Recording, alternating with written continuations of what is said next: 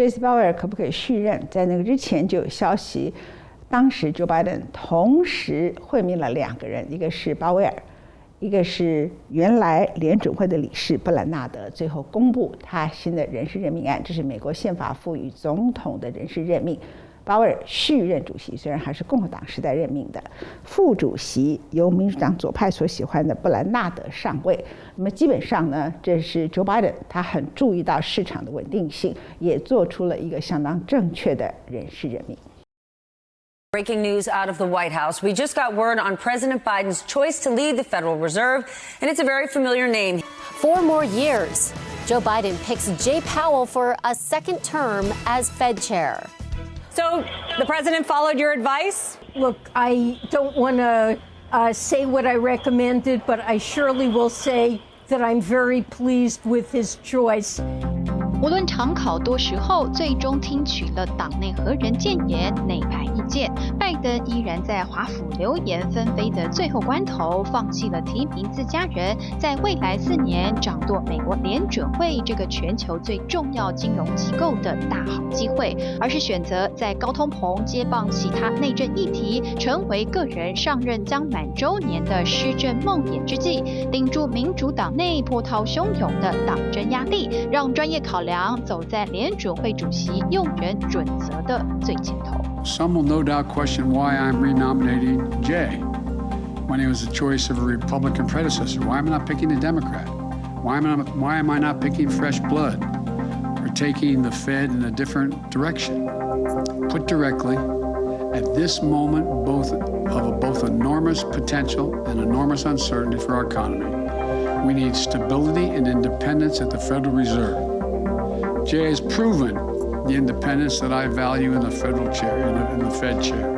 拜登重新提名鲍威尔，让这位当年川普基于政治正确考量，以接替民主党籍叶伦的共和党籍联准会现任主席再当家4年。除了一举恢复白宫优良传统，就像奥巴马提名不同党籍的伯南克、克林顿支持共和党籍葛林斯潘连任那样，美国新任总统留下前朝任命主席，让联准会在政府换届后政策得以连贯，也是高度肯定鲍威尔任内决策专业超然独立。 He was known for his dovish views during the Trump presidency, although that didn't stop Mr. Trump from calling him to cut rates even further. Then the coronavirus forced him to rip up the playbook entirely. Powell slashed rates to 0 and oversaw the biggest stimulus plan in the Fed's history. I think the Fed is out of control.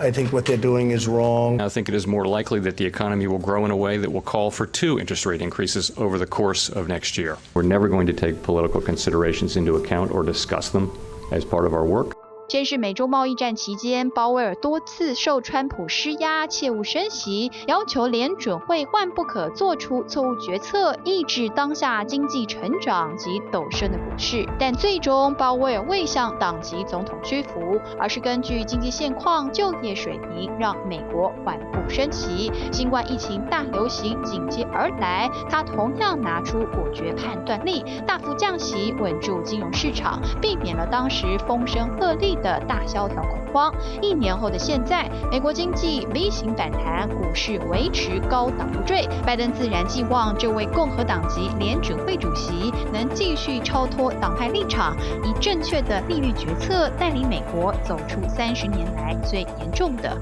通膨危机。As Jim Jones finishes the sweet potato harvest on his North Carolina farm, skyrocketing costs are slicing through his profits.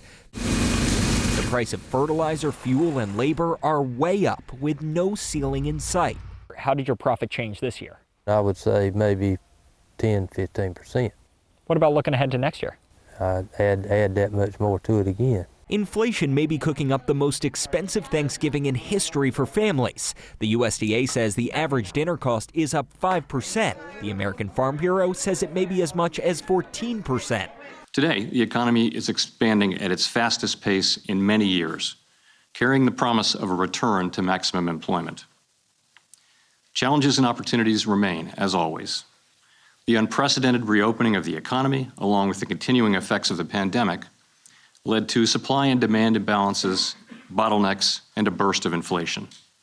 We know that high inflation takes a toll on families, especially those less able to meet the higher costs of essentials like food, housing, and transportation. We will use our tools both to support the economy and a strong labor market and to prevent higher inflation from becoming entrenched. 华府一度盛传，当民主党内讧已然成为拜登当前施政最大绊脚石之际，他确实对于联准会主席该花落谁家陷入选择困难：是留下民主党温和派及共和党都属意的鲍威尔，还是投党内左派所好，让相对重视金融监管的联准会女理事布兰纳德上位，就此省去日后党争再起的政治麻烦。Progressive Democrats haven't been big fans either. Senator Elizabeth Warren has been his most outspoken critic, slamming him for deregulating banks. Your record gives me grave concern. Over and over, you have acted to make our banking system less safe, and that makes you a dangerous man to head up the Fed. 事实上，两位主席人选在货币政策的主张并无二致，都对通膨有高容忍度，认为只是少数行业供需不匹配下引爆了眼前这一场供应链危机。但布兰纳德在升息节奏上其实比鲍威尔更加鸽派。评论普遍认为，一旦布兰纳德执掌联准会，倾向于让市场维持更久的宽松政策下，美国通膨势必进一步上升。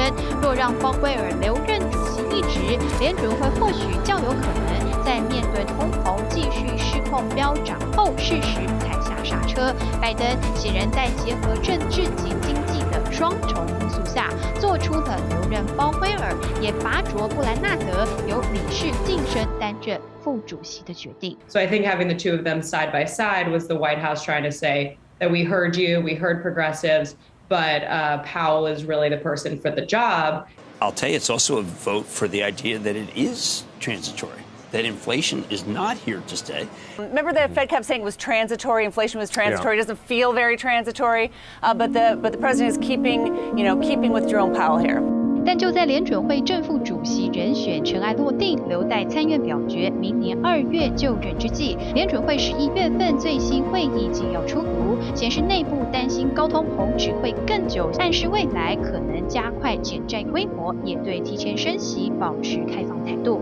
拜登继续延揽鲍威尔的施政赌注，无非是相信美国经济尚有增长空间，通膨总有消退一日，但压注不代表结果必然如此。保守派大报《华尔街日报》22号发布社论，单刀直入点出白宫盲点。当拜登以为自己用巧妙的人选安排满足了民主党内派系需求时，他也无疑替鲍威尔的货币政策买单，批评若不是联准会以缓慢速度处理举国上下的满坑热钱，美国人何以需在疫后复苏时代面对着居高不下的历史性通